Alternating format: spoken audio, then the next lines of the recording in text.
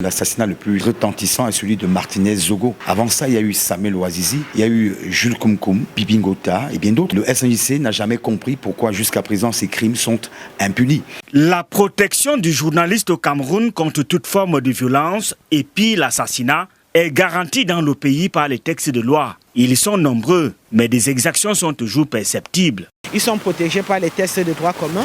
Nous avons beaucoup de tests.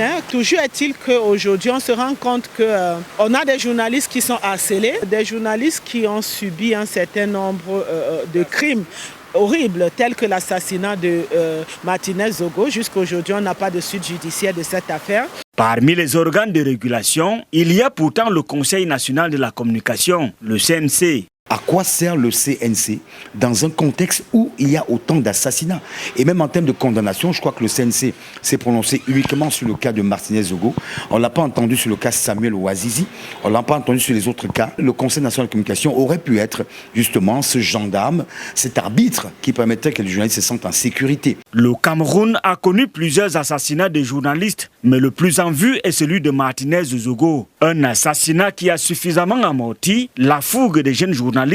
On a vent de ce qui s'est récemment passé avec le confrère Martinez Zogo, qui donne à réfléchir sur l'option que nous avons choisie, ce métier qui nous passionne. Est-ce qu'on a peur? On va dire un peu. Et après, on essaye aussi d'être un peu sur le droit chemin pour pouvoir pratiquer ce métier dans les règles de l'art. Déserter, non, parce que tout métier a ses risques.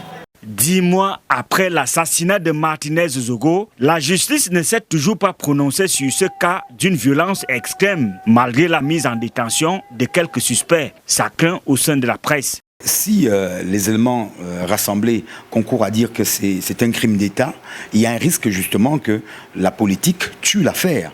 On ne peut pas donner de délai. Si la justice ne prend pas ses responsabilités, ça va déteindre sur la suite de la vie professionnelle des journalistes au Cameroun. Allez penser ce que la famille de Martinez Zogo peut aujourd'hui vivre comme souffrance, comme traumatisme. Le Cameroun tout entier attend avec impatience le dénouement de cette affaire.